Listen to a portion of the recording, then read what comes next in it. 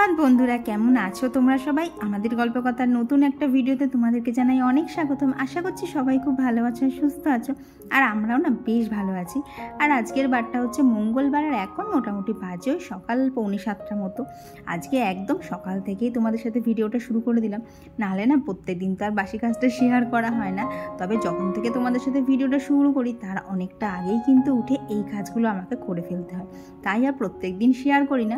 ওই মাঝে মধ্যে যখন দেখি একটুখানি ভালো লাগছে আর কি, তাড়াটা কম আছে, তখনই একমাত্র তোমাদের সাথে শেয়ার করি। কি বলতো, প্রত্যেক দিন তো আর সেম এনার্জি দিয়ে কাজ করা যায় না, এক একদিন আলসেমিও লাগে, তো বলতে পারো সেদিন আর না করা হয় না। তো এই দেখো, তারপর ওপরে এসে একটুখানি ফ্রেশ হয়ে নিলাম।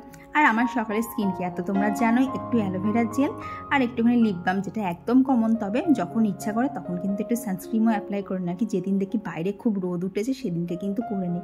তবে জানো তো, মাঝে মধ্যে ওই যে বললাম না করি না, কিন্তু সানস্ক্রিনটা দিলে শুধুমাত্র ট্যান পড়া চলে যায় তা না, স্কিনটা কিন্তু জানো তো অনেকটা গ্লো করে।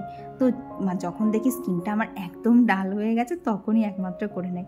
আর দেখেছো মানি প্ল্যান্ট গাছগুলো কি সুন্দর গ্রোথ করছে না? সকাল সকাল উঠে যখন দেখি এইরকম তাজা তাজা গাছ, তখন কিন্তু মনটা অনেকটা ভরে যায়। আর দেখলে পাশের বাড়ির কাকিমার গাছের ফুলগুলো কি সুন্দর লাগছে না? যদিও জানো তো ভিডিওটা তুলেছি তো জুম করে, কাছ থেকে এত সুন্দর দেখতে লাগছে, মনে হবে ওই গাছগুলোকে নিয়েই না অনেকক্ষণ বসে থাকি। আর এরপর এই যে আমার ঘরে যে গাছগুলো আছে তাদেরকে একটু জল দিয়ে নিচ্ছে। আর জানো, এই অ্যাগ্লোনিমাটার থেকে এত সুন্দর পাতা ছাড়ছে না। আর এইদিকে যে গাছটা, ওইদিকে ওই তোমার কি বলবো, গ্যাস টেবিলের ওখানে যে আর কি জানলাটা আছে, ওখানে তো হ্যাং করা থাকতো, কিন্তু দেখছি জানো তো অতটা রোদের তাপও নিতে পারছে না, তাই ওকে না এইখানটা রেখে দিয়েছি। কি বলো তো, গাছগুলো মরে যাচ্ছে না, কিন্তু ওরা না সেই পাতাগুলো নুইয়ে দিয়ে বোঝানোর চেষ্টা করছে এতটা গরম না আমি নিতে পারছি না। আর এখন আমাদের যে গাছটা দেখলে না, এই গাছটা জানো তো খুব স্লো গ্রো হয়, কিন্তু হচ্ছে। এই গাছটার নাম হচ্ছে ফিলোডেন্ড্রন। এটা আমি এক জায়গায় দেখেছিলাম, এটা যদি দিনকে একদম বলতে পারো সম্পূর্ণ গ্রো হবে, দেখতে কিন্তু দারুণ লাগবে। তবে সে অনেক দীর্ঘ সময়ের ব্যাপার, প্রায় 1-1.5 বছর লাগবে ওকে প্রপারলি গ্রো হতে। আর কি, আমি তো মাত্র একটা ছোট ডাল কেটে বসিয়েছি। যদি একদম রেডি গাছ নার্সারি থেকে নিয়ে আসতাম তাহলে তো কোনো কথাই ছিল না। তবে জানো তো, নার্সারিতে গিয়ে খুঁজেছিলাম কিন্তু পাইনি। এই গাছটাও খুঁজেছিলাম, আর খুঁজেছিলাম হচ্ছে রাবার প্ল্যান্ট, জানো তো সেটাও পাইনি। আর এরই মধ্যে দেখো ঘরটা ঝাড় দিয়ে ভাবলাম একটুখানি বসবো ফ্যানের নিচে, অমনি কারেন্টটাও চলে গেছে। কিন্তু কারেন্ট থাকুক বা না থাকুক, কাজ তো আর বন্ধ থাকবে না। গরমের মধ্যে ঘেমে ঘেমে হলেও কিন্তু সমস্ত কাজই করতে হবে। আর এখন যেহেতু বাপিকে 8:30 থেকে 9টার মধ্যে রুটি তরকারি দিতে হবে, সেটাও একটা চাপ থাকে। কি বলতো, দুধ আর পাউরুটিটা দেওয়া তো অতটা চাপের ছিল না, গরম করলেই হয়ে যেত, কিন্তু রুটি তরকারিটা করা তো অনেকটাই তার চাপের ব্যাপার, তাড়াতাড়ি করতে হবে। তো এইদিকে এখন চলে এসেছি হচ্ছে জামা কাপড় কটা কাচতে। ওই গতকাল মেলায় গেছিলাম না, মানে যে পরিমাণ গরম আর যে হারে জামা কাপড়গুলো ঘামে ভিজে গেছিলো, এই জামা কাপড় তো রাখাই যাবে না, তাই ভাবলাম অল্প করে সার্ফ দিয়ে একটুখানি কেচে নিই, তাহলে আর কি ওই ঘামের গন্ধটাও থাকবে না, জামা কাপড়গুলো একদম নিশ্চিন্তে ওয়ার্ড্রবে তুলতে পারবো। নাহলে না ওই ঘেমো জামা কাপড় একদম জানো তো ওয়ার্ড্রবে তুলতে আমার ইচ্ছা করে না, ওই আল্লায় ঘোরাঘুরি করে 1-2বার পরার পর করি। কিন্তু কালকে দেখছি এত ঘেমেছি সবাই মিলে, জামা কাপড় কাচতেই হবে। তো সেই মতোই দেখো জামা কাপড় কেচে কিন্তু চলে এসেছি ছাদে। আর এখন জামা কাপড়গুলো সুন্দরভাবে টান টান করে মেলে এই যে গাছে জলগুলো দিয়ে দিচ্ছে। দাঁড়াও তোমাদের একটা জিনিস দেখাচ্ছি, দেখো একসঙ্গে 7খানা টাইম ফুল ফুটেছে। দেখে ঠিক মনে হচ্ছিল 7 ভাই, তবে চম্পাকে আজকে আর খুঁজে পাওয়া যায়নি। লঙ্কা গাছে জানো তো একটা ছোট্ট ফুল হয়েছিল, তবে সেটাকে দেখা যাচ্ছিল না। তো এখন এই যে অত্যাধিক গরম লাগছিল, তাই এখন বসে একটু ফ্যানের নিচে জল খেয়ে নিলাম। এই 8:30 বাজে, আমার সবেমাত্র ওপরের কাজ সমস্ত কিছু শেষ হলো। আরও কেন বলতো দেরি হয়ে গেলে, জামা কাপড় কটা কেচে মেলতে গেলাম। আর ওয়েদার তো দেখছো কিরকম মেঘলা হয়ে রয়েছে, কখন বৃষ্টি নামতে বোঝাই যায় না। আর অতগুলো জামা কাপড় ভিজিয়েছি, যদি না কাচি সমস্ত কিছু আবার ঘরের মধ্যে মেলতে হবে। তো এখন কৌশিক গেছে বাজারে, আর আমি এখন নিচে গিয়ে আগে বাপিকে টিফিন করে খেতে দেবো, কারণ বাপি 9টার মধ্যে খেয়ে নেবে, 8:30 বাজে। আশা করছি কোনো রকমের একটা সবজি, একটা রুটি তো বাপিকে করে দিই, এখন মাত্র 2টো রুটি খাবে, বেশিক্ষণ সময়ও লাগবে না। দেখো এইটুকু কাজ করতে গিয়ে কি পরিমাণ ঘেমেছে, লাইট করে একদম ঘামগুলো চকচক চকচক করছে। বাবা, ভেবেছিলাম কাজের লোক রাখবো, রেখে হয়তো একটুখানি কাজ কমবে। হ্যাঁ, সত্যি কথা কমেছে, বাসন মাজাটা, নিচের ঘর মোছাটা কমেছে, কিন্তু তা বাদেও এত কাজ। সত্যি করে সংসারে কাজের কোনো শেষ নেই, যেটা কাউকে বোঝানোও যাবে না। সবাই মনে করবে কাজের লোক আছে, ওর মনে হয় প্রচুর কাজ কম, শুয়ে বসে থাকতে পারে। কিন্তু এই কাজগুলো করতে যে কতটা কষ্ট, সেটা একমাত্র যে করে সে বুঝতে পারে গো। আর এটা বেশিরভাগটা ফেস করতে হয় আমাদের বাড়ির বউদেরই। তো চলো বাকি গল্প কাজ করতে করতে করা যাক। 8:30 বাজে, আগে নিচে গিয়ে টিফিনের ব্যবস্থা করি। আর কি বলো তো, একটা জিনিস খেয়াল করে দেখবে, মানে মেয়েদের কষ্টটা না মারা যতটা বোঝে শ্বশুরবাড়ির লোক কিন্তু তার এক বিন্দুও বোঝে না। আর কি বলবো বলো তো, হাসিও পায়, বরগুলো বোঝে কিন্তু ওরা কিছুটা সময় বোঝে আর বেশিরভাগ সময় বুঝতে চায় না। যখন বোঝে তখন তো মনে হয় না খুব ভালো একটা লাইফ পার্টনার পেয়েছে, আর যখন বোঝে না তখন এত মাথাটা গরম হয়ে যায় না, তখন আর জানো তো কিচ্ছু ভালো লাগে না। এই জিনিসটা তো আমার সাথে মানে প্রায়ই হয়। ও কি করে, যখন আমার ধরো প্রচণ্ড কাজের তাড়া তখন ও আমাকে আরও তাড়া দিতে থাকে, আর যখন কাজ নেই তখন সেরকম কিছু বলেই না, কিন্তু কি বলো তো, ওই কাজের মধ্যে যদি এরকম তাড়া দেয় আরও কিন্তু দেখবে রাগ হয়ে যায়। তো এখানে ও আজকে বাজার নিয়ে এসছে, দেখো বাজার আজকে সেরকম কিছু না, শুধু মাছটাই আনার ছিল। তো এখানে আজকে রুই মাছ নিয়ে এসেছে, আর নিয়ে এসছে একদম জ্যান্ত বাটা মাছ, আর না ওকে একটুখানি চর্বি আনতে বলেছিলাম। তখন দেখলে না কুকারের মধ্যে একটু মটরশুঁটি দিয়েছে, আজকে একটুখানি চর্বি দিয়ে ঘুগনি করব, আর সেই রেসিপিটাও তোমাদের সাথে শেয়ার করব। তার আগে দাঁড়াও, এখানে যে যে সবজিপত্রগুলো লাগবে সেগুলো আগে বার করে নিই। তো সবজির মধ্যে সেরকম কিছুই নয়, টমেটোর ডালাটা বার করেছি আর লঙ্কারটা, আর জানো তো রসুনগুলোকে তো এইখানে রেখে দিই, জানো খুব সুবিধা হয়, না হলে ওইদিকে আলুর ঝুড়িতে থাকতো তো একদম পুরো জমজমাট লাগতো, ওইটা কিছু জিনিসপত্র খুঁজে পাওয়া যেত না। তো এইদিকে দেখো এখন একটুখানি টমেটো, বেশ কিছুটা পরিমাণ রসুন, আর সাথে দিয়ে দিয়েছি পেঁয়াজ, আর দিয়ে দেবো হচ্ছে কয়েকটা কাঁচা লঙ্কা। হ্যাঁ, সাথে কিন্তু আদাটা অবশ্যই দিতে হবে, মানে যেমন করে আমরা ধরো চিকেন বা মাটন রান্না করি, পেঁয়াজ আদা রসুন সব কিছু দিয়ে একটা ভালো মতো পেস্ট বানিয়ে নিলাম। তারপর দেখো এখানে কড়ার মধ্যে তেল দিয়ে এখানে জিরে তেজপাতা লঙ্কাটা ফোড়ন দিচ্ছি, আর গোটা গরম মশলা দিলাম না, দিয়ে এখানে একটুখানি বড় বড় সাইজের করে কেটে নেওয়া আলু আর পেঁয়াজটাকে তেলের মধ্যে হালকা করে ভেজে নিয়েছি, দিয়ে ওই যে চর্বিটা ধুয়ে রেখেছিলাম সেই চর্বিটাই এর মধ্যে দিয়ে দিলাম। অনেক দিন পর জানো আমি এরকম চর্বি দিয়ে ঘুগনি খাবো, আর সত্যি কথা বলতে নিজে হাতে কোনোদিন এখনও চর্বি দিয়ে ঘুগনি বানাইনি, তো একটুখানি ভয় ভয় লাগছিলো যে কেমন হবে। মা তো দেখতাম বানাতো, মার হাতের ঘুগনির তো কোনো প্রশ্নই হবে না, এত সুন্দর খেতে হতো। আর এখানে মশলা হিসেবে দিয়ে দিলাম হচ্ছে জিরের গুঁড়ো, ধনের গুঁড়ো আর একটুখানি মিট মশলা। তো সব কিছু দিয়ে দেখো একদম তেল ছাড়া করে মশলাটা ঢাকা দিয়ে দিয়ে কষিয়ে নিয়েছি, দিয়ে এই যে সেদ্ধ করা মটরটা ছিল সেটা দিয়ে আর একটুখানি গরম মশলা দিয়ে এখানে দেখো একদম ঘুগনিটা রেডি হয়ে গেছে। এখন ভিট ভিট করে প্রায় ধরো মিনিট 20 মতো ফুটবে, আর এইরকম করে যেন দম কমিয়ে রান্না করলে এক তো রান্নার স্বাদ খুব ভালো হয়, আর একটা জিনিস কী সেভ হয় বলো তো, সেটা হচ্ছে গ্যাস খরচটা অনেকটা কম হয়।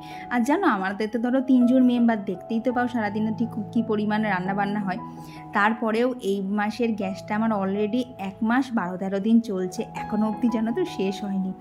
তো এইটার একটা টেকনিক বলতে পারো, আমি বেশিরভাগ সময় কিন্তু রান্নাটা দেখবে করি ছোটো গ্যাসটায়, বড় গ্যাসটাতে একমাত্র রুটি করি আর ভাতটা করি, এতে কিন্তু জানো তো আমার গ্যাসটা কম খরচও হয়। তো এইদিকে দেখো তোমাদের সাথে কথা বলতে বলতে কিন্তু আমার ঘুগনি হয়ে গেছে একদম রেডি, আর জানো তো খেতেও দারুণ হয়েছিল। তো ওই দিক থেকে না তেজপাতাগুলো ফেলে দিলাম, কারণ ওদের তো আর কোনো কাজ নেই, ওদের যেটুকু কাজ ছিল সেটুকু কিন্তু মেটানো হয়ে গেছে। তো এই যে বাপিকে তো সকালবেলা ভেন্ডি আলুর তরকারি আর রুটি দিয়ে দিয়েছি, আর আমাদের ছিল এই যে ঘুগনি, তার সাথে ছিল গরম গরম রুটি, পেঁয়াজ, আর কালকে সেই মেলায় গেছিলাম না, 2টো জিলিপি এখনও ছিল, তো সেই জিলিপি 2টো নিয়ে নিয়েছি। তো এইবার খাওয়া দাওয়া তো টিফিন হয়ে গেছে, এইবার ঝমঝম করে আর কি দুপুরে রান্নাটা শেষ করব, তাহলেই হয়ে যাবে। আর কি বলো তো, কাজের পিসি তো বাসন মাজতে আসবে, তাই আমাকে তাড়াতাড়ি করতেই হবে। আর এদিকে দেখো একটা মাছ ভাজতে গিয়ে ওর মুন্ডুটা অর্ধেক হয়ে গেছিলো। আর জানো তো আজকে বাটা মাছটা একটু অন্যভাবে করবো, আজকে বাটা মাছটা করবো হচ্ছে যেমন নর্মাল যে ওই মানে জিরের গুঁড়ো ধনের গুঁড়ো দেওয়া হয় সেটা আর দেবো না, দেবো হচ্ছে এর মধ্যে মশলা হিসেবে জিরের গুঁড়ো, আর সাথে না এখানে পেঁয়াজ আদা রসুনটা দেইনি, একটুখানি লঙ্কা দিয়েছিলাম, আর না একটুখানি কালো সর্ষে দিয়েছিলাম। তো আজকে বাটা মাছটা এইভাবেই করেছিলাম। আর জানো তো কৌশিক দুপুরবেলা খেয়ে তো কিছু বলেনি, রাত্রিবেলা বলছে বাটা মাছটা কী দিয়ে করেছিল গো, খেতে কিন্তু দারুণ ছিল। মানে আমি ওকে বলছি তুমি কি রান্না করে আমায় খাওয়াবা যে তুমি মশলা জিজ্ঞেস করছো। আর একটা জিনিস কি বলো তো, এদেরকে না সব কিছু বেশি বলতে নেই, কারণ বেশি বললেই এরা সেই জিনিসটার ভ্যালু করবে না, কারণ তুমি যে এত কষ্ট করে রান্না করছো সেটা এরা বুঝতেই চাইবে না। তো চলো এবার তাহলে তোমাদের সাথে বেশ কিছু কমেন্ট শেয়ার করে নেই। তো আমার আগের ভিডিওতে বারপেতা থেকে আঁকি দিদিভাই কমেন্ট করে জানিয়েছিল যে কেমন আছো, আমি ভালো আছি গো, তুমি কেমন আছো। আর দিদিভাই লিখেছিল যে আমি তোমার নিউ সাবস্ক্রাইবার, থ্যাংক ইউ দিদিভাই, তোমার সব ভিডিও আমার খুব ভালো লাগে, তোমার ভয়েসটা খুব সুন্দর, অসংখ্য অসংখ্য ধন্যবাদ তোমাকে। আর কমেন্ট করেছিল যে রুনুদে দিদিভাই, সুধা দিবর, দীপা দাস, শাইনি গাঙ্গুলি দিদিভাই, বিনা কুর্তি Das, simple lifestyle with Monir. আর স্টোরি বং প্রিয়াঙ্কা থেকে বলেছে যে চুলটা আরও লম্বা করো, ভালো লাগবে। কী বলো দিদিভাই, বেশি লম্বা চুল না মেনটেন করা খুব কষ্টকর হয়ে যায়, এমনিতেই আমি যেদিনকে শ্যাম্পু করি আমার এত পরিমাণ গরম লাগে। আর এখন তো একটা নতুন রুটিনও হয়েছে, ওই যে প্রত্যেক দিন ফ্রিজ আর চেয়ারগুলোকে মোছা। আগে তো চেয়ারগুলো উপরে থাকতো, এখন নিচে এনে যেহেতু ওখানে রুটি ফুটি করি না, তো ওখানে তো ধরো আটা তো ছিটকাই, তাই প্রত্যেক দিন ফ্রিজ আর চেয়ার আমাকে মুছতেই হচ্ছে। আর পায়েল গোস্বামী দিদিভাই লিখেছিল যে চিলার রেসিপি দাও। ঠিক আছে দিদিভাই, নেক্সট ভিডিওতে শেয়ার করার চেষ্টা করব, যেদিনকে আবার করব। আর কমেন্ট করেছিল হচ্ছে সঙ্গীতা স্টুডিও সঙ্গী থেকে যে স্ট্যান্ডের লিঙ্কটা দাও। ঠিক আছে, আমি এই ভিডিওতে যদি নাও হয় আমি তোমায় নেক্সট ভিডিওতে দিয়ে দেবো।